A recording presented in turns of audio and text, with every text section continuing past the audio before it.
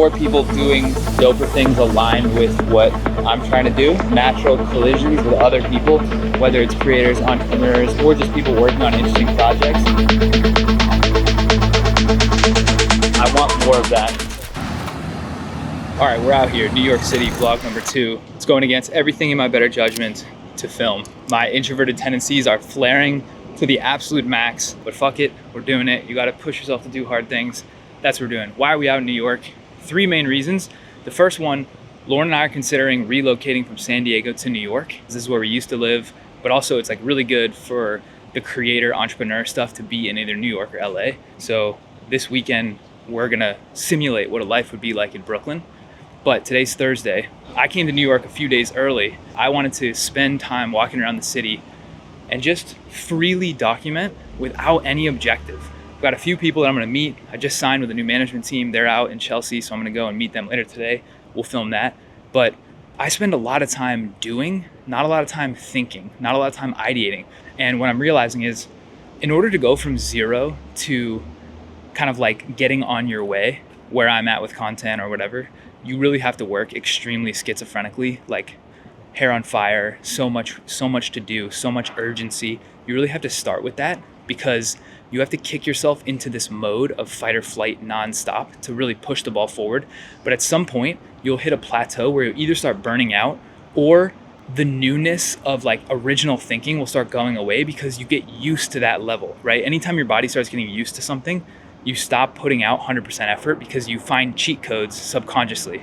So I'm in that phase now where I really need to spend more time thinking, walking around, coming up with unique angles, unique ideas for videos or whatever.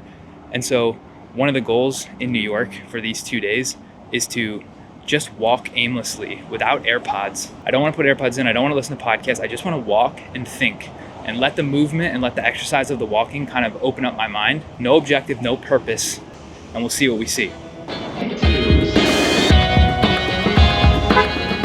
Let's talk about where I'm at right now. So my whole goal when I started is I want to build cash flowing businesses that can just print money without me having to focus on them. To unlock cash flow, once I have cash flow, I buy freedom. Once I have freedom, I can pursue whatever I want. And the reason I'm not going straight to the end and pursuing whatever I want is I don't really know what I wanted to spend 20 years on yet, other than like the bigger game of entrepreneurship. I don't know what project I want, but what I do know is I need cash flow to buy freedom so that I don't have to chase. Most people when they're starting at zero, they're in chase mode until you get to about 10 or 20K a month. That comes in separate from the time you spend. So if you make 10K a month or 20K a month on a salary, that's awesome, but then you have to trade all your time for it. So what I need to figure out is a way to create cash flow that gets 10 to 20K a month, maybe 30K a month, without me having to put 8 hours in every single day. One way would have been, I could have just started by making a product, right?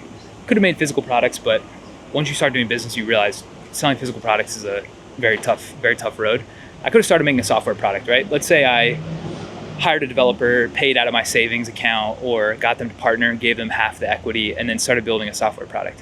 What I would have realized is that I need a way to get customers to buy the product. And when you don't have a free way to get customers, you have to pay Meta ads, social media ads, Google ads to acquire those customers. And that's fine. A lot of people, I mean, there's so many businesses built on that model, but it cuts into the margin.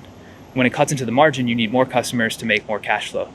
So what I was thinking is, let me just start by building an audience that I can communicate with for free. Let me learn the skill of creating content, but also the sawdust of learning that skill is that I then have an audience around a certain topic. The topic I picked was entrepreneurship. So I want to sell things to entrepreneurs or sell things to marketers or sell things to founders. Still kind of defining that. My strategy was learn the content skill, create the audience, ask the audience what they want, or in another word, try to figure out what their pain point is, build the product. And then when I go to sell it, I don't have to pay to acquire that audience. I can just make content for free. And since they already follow me, they'll consume it. And then a certain portion will buy. And I'm explaining this in really simple terms because this seems obvious to me, but is not necessarily obvious to everyone. When I was in the Uber on the way here, the guy I was talking to sells organic cleaning products. And I asked him if he makes videos or he makes content. He said no. And so then we went through the margin stack of his product, and for every $12 bottle of soap he's selling, he's making less than $2 because he's spending so much paying for Google Ads because he has to pay to get traffic to the site. What type of product? Organic cleaning product. Okay. Do you make videos though on social media or no? I have only one video. This from factory. I have video only one. And this is a perfect example. The way to build a sustainable cash flowing business with a very lean team that spits off a ton of cash is when you have free customer acquisition costs through your own content. And so that was my strategy, was start by learning the skill of content, the skill of storytelling, really learn how to succinctly tell a story to an audience, give them value, right? Give them a ton of value and get them to buy into you as a trustworthy source. That's what I've been trying to do this whole time for the first year. I met my management team for the first time in person. It's Smooth Media. So what you're about to see is a bunch of clips of me in the office. We actually had like a 2-hour brainstorm strategy session, and I'm gonna pick it back up right after. Yo, what's up, man? How's it going?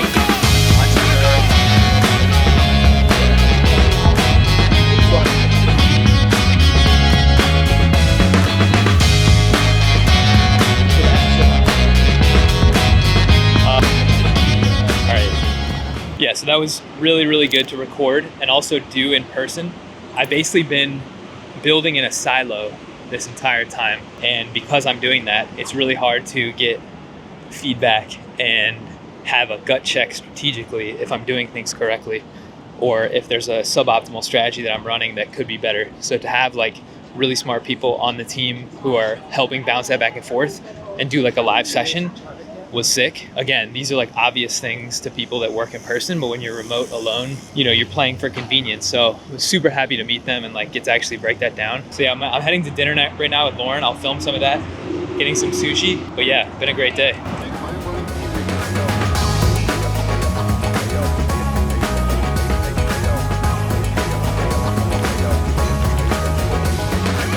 And we'll pick it up tomorrow in Central Park.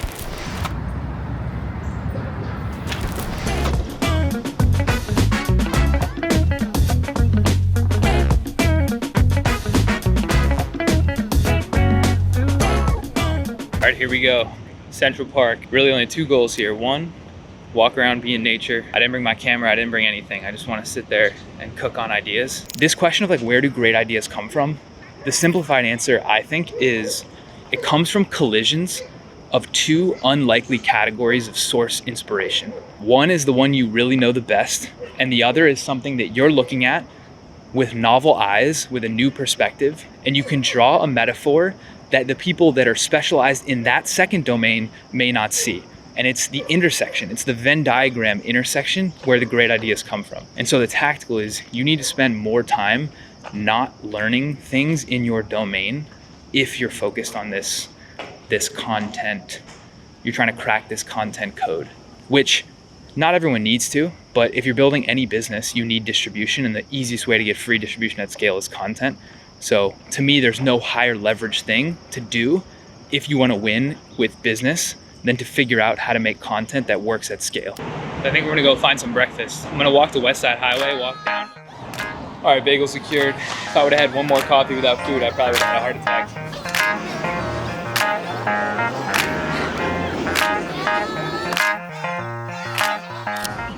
Yo, there's a beauty in not knowing what you're doing. Like, I'm walking around, I have no clue what I'm doing. Are these shots gonna be good? Is this cinematic? Will we be able to craft a story out of this? I'm just point, shoot, rip, go. There's like a beauty in the naivety of not knowing what to do. And yeah, these first few vlogs probably won't be that good, but being able to look back on the rep and know that I was like, all right, if it's not good, it's not good. I think having examples where you didn't know what to do but still did it anyway is actually really helpful for the mind.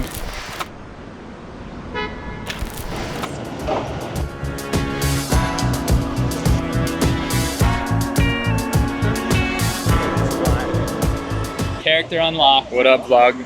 Dude, this is sick. I just left hanging out with JT, the boys, Damien, Ben, Sammy, the whole crew. They're some of the best to hang out with. We might see them later this weekend. I'm headed to go meet up with Pogrob now. If you don't know Pogrob, this guy is pure obsession, 100% of the time, pure obsession. Shaved head, runs 60 miles per day on the weekends. Absolute psycho, absolute savage. Love him. What's the focus right now? Are you writing a book? Yeah, What's the big project? I kind of had like missions all summer. Yeah, so Like, give me the rundown. I was doing this speech last week. Yeah, That at was UT. Yeah, That's went, sick. Went really sick. That was like a big mission for like almost a month. I'd never done one, so I literally just like obsessed over it. Spent every second thinking about it. When you talk to them, what was like the through line of it? It was pretty broad. I mean, it was about obsession. Yeah. Kane stopping by the lab. Yeah, how's Weiss Video taking over the world? It's Give a plug for the millions of fans out there who need video services. No, it's pivoting a bit. It's doing good, but the sense where I want to take it, Yeah. I'm like back in build mode. Okay. What is the whiteboard 6 weeks, 3 days, 3 seconds? Oh, that was for an animation I did for a client. That's talking about payment speeds. Oh yeah. So like in the 1850s, it would take 6 weeks to get your payment. 1900s, 3 days, and now with Bitcoin, you can get it in 3 seconds. And we That's animated dope. that, but I was drawing out a reference to send to them because they didn't know how they wanted to animate it. And I was like, let's just make it simple. I like that. And it's doing pretty well. Calendar. Hell yeah. Oh, Sharpie's there. Yeah. Captain's right over the corner. This is my new saying. I came up with it this morning. There we go. Build the cult, build the world. What are the things that you think you need in your community so you don't have to leave? I would love like a nice gym. I don't really want to go to a Crunch. Sorry, Crunch. Unless Crunch, if you cut the check. I don't really want to go to a bad gym. So I need a nice gym. I need a couple coffee shops that I enjoy going to. I need outdoor space with a park.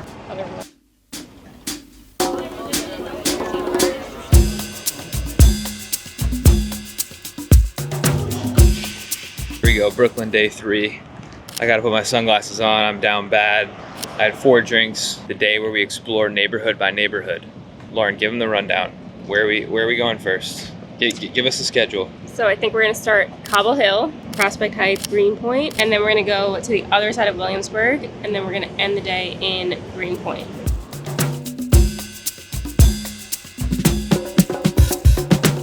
All right, we're back.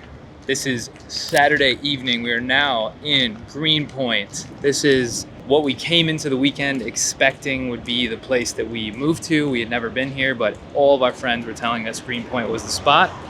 We're now officially walking through it. Imagine this being your terrace. I don't know if this video is doing it justice, but it feels like massive.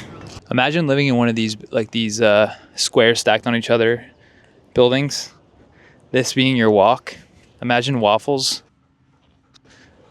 Waffles could just take over the world out here. This is so much nicer than I thought. I think I'm sold on Greenpoint. I guess we'll have to take the subway challenge and see, but I mean, it is peak weather, peak sun, peak time, peak place. Like it's I feel like it's tough to make decisions when the conditions are more than ideal or more than average. They're perfectly ideal.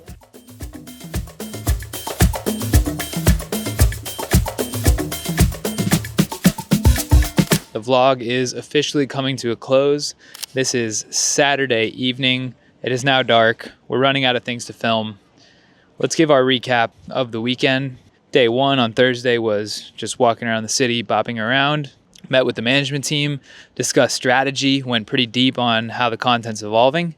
Day 2, Friday, was kind of the creator day. Wander around, meet up with my friends, met up with some of my favorite people, JT, Zach Pogrob, Hunter Weiss. Talked to them, showed you some of the life, built some of the world.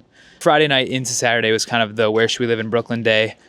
And the recap is, as we've been talking about, we're kind of torn between the west-south part of Greenpoint and the northern part of Williamsburg, that blend, or Brooklyn Heights. And so we will come back in a few months and actually tour places.